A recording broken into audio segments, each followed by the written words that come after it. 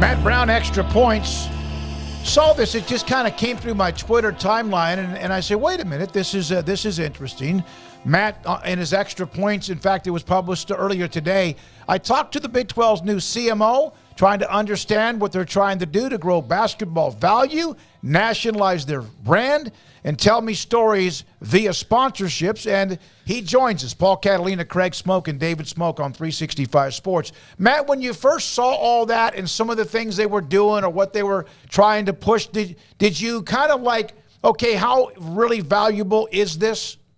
Yeah, I think that would be a charitable way of putting it. I'll be honest. The first time I saw a couple of the events that the Big 12 was trying to partner with their basketball tournaments and some of these partnerships with streetwear brands or doing events in New York, I rolled my eyes and I kind of joked about this with some of my colleagues. And I know I wasn't the only national reporter to think that, because how would doing a deal with the T-shirt company meaningfully change your top line revenue or change any of your recruiting? And it wasn't until I really kind of got into the weeds and understood really what they're trying to do, big picture, that I think it makes more sense to me now. So how do they get money where there hasn't been money before? So there's a couple of ways to look at this beyond just money. But on the pure money side, right, you are able to secure sponsorships and licenses of intellectual property, your school names, their logos, their histories, and you can attach that to shirts, to apparel. You can license that to other third parties, and sometimes they can turn that into products. And typically you go to an event, right? You go to a conference tournament. There's the same standard T-shirts and hats. You go to any university bookstore.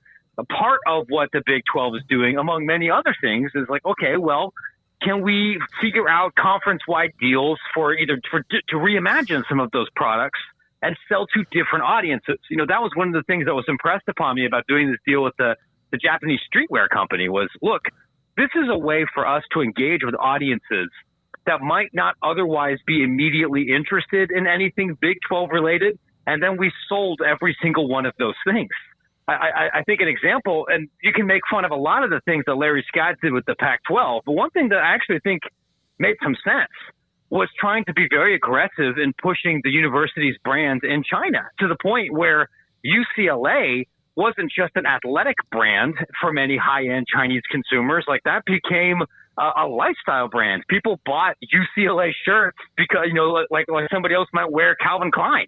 That meant something. I'm not saying that we have to go turn, the Baylor Bears into an international fashion icon. That might be a little bit tricky. But if you're operating without a ton of natural advantages, it makes sense to take some risks and try to go find money in couch cushions where maybe not everybody has to look.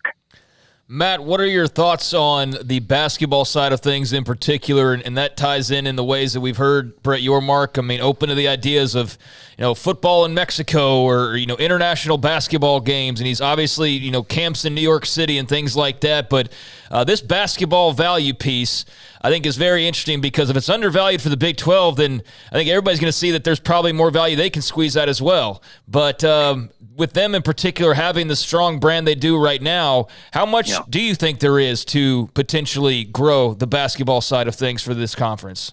It's a great question, and it's one that I think, just as a sports business story, is worth following along, even if you're not tied to any of these brands, right? Like the thinking here is there's not just broadcast money that's potentially on the table that isn't being realized, but that there's brand equity and ability to tell this story and reach different kinds of people in a new way. And the New York camps and forming partnerships with Rucker and trying to have a presence, whether that's in Mexico or Los Angeles or elsewhere, I actually do think that's smart. And it's smart not just because there's a lot of very good basketball players and basketball fans in New York, obviously. Nationalizing or even internationalizing the Big 12 brand is something that, would have importance in a way that it might not for the SEC or the Big Ten, because this league is great at a lot of things. It doesn't have a major presence in most gigantic population centers, right? I'm in Big Ten country, and you've got New York, you've got DC, you've got Chicago, you've got Detroit. which all of these are still top 20 television markets. You have a lot of people in these areas. Now you've got Los Angeles, which is enormous, and you have Big Ten grads that move in very large numbers to all of these other cities. That's part of how the Maryland and the Rutgers acquisitions worked. That's not so much the case here, but you're bringing in not just a conference commissioner, but multiple staffers that have enormous experience in professional sports, particularly in the coastal areas on how to brand yourself and how to sell. So I don't look at this and think, yes, if the Big 12 pulls off this strategy, they're going to reach financial equity with the Big 10. If that's how you define success, I can stop you right there. Is this a way that could bring in millions more dollars and also help recruit and help these universities tell their story in a way that they weren't able to do before, and in a way that helps them on the court? Yeah, I definitely think that's possible. And I think that's possible in a couple other sports besides basketball too. For the longest time, the Big 12 was the one who was being rated. Now, the Big East did at one point, but the Big 12, we know they've had the Nebraska, Colorado, the A&M, Missouri, and then eventually Texas and Oklahoma, and they were stuck in the mud. They really were. They were like in that old chair that your grandmother sat in for many, many years. They just were always there. Do you see what he's doing, your Mark, and the conference, as you're talking about getting younger or whatever, who you're trying to reach, but is it almost like just the energy is just pounding through their veins as far as the conference? There's definitely a different energy from the conference office, and some of that I think is especially noticeable from the outside, given what you're comparing it to, right? You could say a lot of things about the Pac-12, some of them good, some of them not as good, but that's not a league that is out there trying to publicly sell, to stand on their head like the Big 12 is doing right now. The Big 10, they just got a commissioner like a day and a half ago. It's not even like official yet. The guy doesn't start until mid-May, but they're not standing on their head the same way. And part of that is because they don't really need to, because they've got 150 years of inertia and brand equity. So other people will do that for you. If you aren't the Big Ten, if you aren't the SEC, and if you're not to some level the Ivy League, or maybe one or two other examples, nobody's going to sell your stuff for you. So if you decide that that's something that's important to you, you have to do it. And for good or for ill, the Big 12 has done, I think, a very effective job over the last year, coming out in public saying, this is our vision. This is what we want to be. We have an opportunity here to tell a new story about ourselves. And we're going to try a bunch of different things. We're going to try those things in public, and some of them will work and some of them won't. But that is a very professional sports-oriented mindset that hasn't always been the case in college athletics. I mentioned this in the piece, and I forgive me if I'm not quoting the exact story.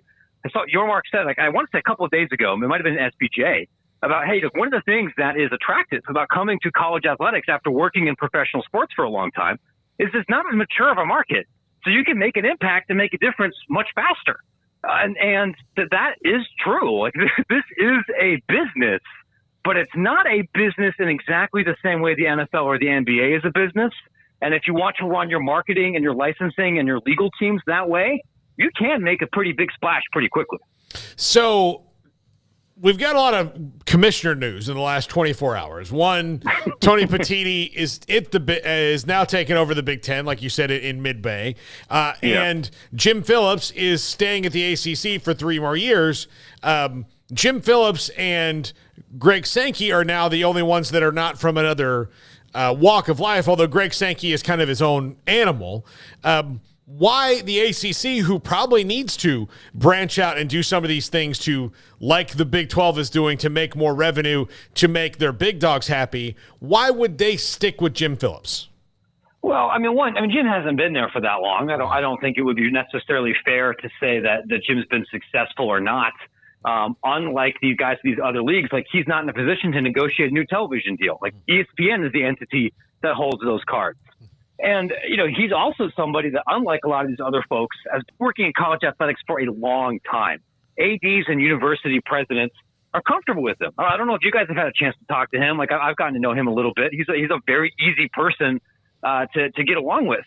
They're all different skill sets, right?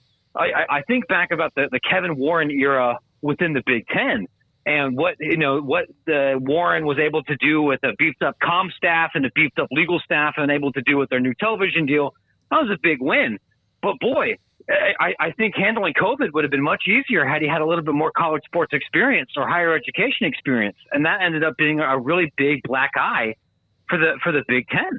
I don't know if we can necessarily say that the Pac-12 made a perfect hire. They went and they got a TV guy, a media guy. I don't know if that would have necessarily been better or worse than somebody from within the industry. I think it's definitely notable that that all of these other leagues, particularly anybody that seems to work with Turnkey right now, because Turnkey is also the firm that brought in Charlie Baker to head the NCAA, not a college sports guy. But they seem to think that is a more important leadership skill. But I don't think I could sit here and say that the ACC's made a mistake by not doing that. The G5 and the FCS leagues that are hiring new commissioners, they're generally hiring from within college athletics right now. Is it because of all the money involved now, knowing and having people with a lot of experience that have been a part of TV in some ways or professional leagues? I mean, that's definitely a major part of it, because if you're a Power 5 school right now, typically your broadcast television agreement is bringing in the most amount of money compared to any other revenue line. Your MMR deal is important. Your Coke and Pepsi deal are important. Your selling tickets are important, but it's a $50-60 million television check, and that's what shapes who's going to be in your conference. It shapes when you play. It shapes your television schedule, and so certainly having people that are familiar with that world are very important. If you're in the Missouri Valley or if you're in the Southland Conference, God bless those guys. Your finances are different. Your stakeholders are different. Your ESPN Plus rep is not the most important person in your life, at least as far as your budget is concerned. Maybe you don't need that experience as much as you need other things. Yeah, it's fun, Matt. Thank you very much. I think a lot of people just thought they were throwing spaghetti noodles against the refrigerator to see which ones were going to stick, but a lot of them are. They really are. And the Big 12 does seem to have momentum and adrenaline and all of everything else in between. We appreciate your time. Thank you so much. Of course. Take care, fellas. Thanks for having me. Matt Brown, Extra Points, right there.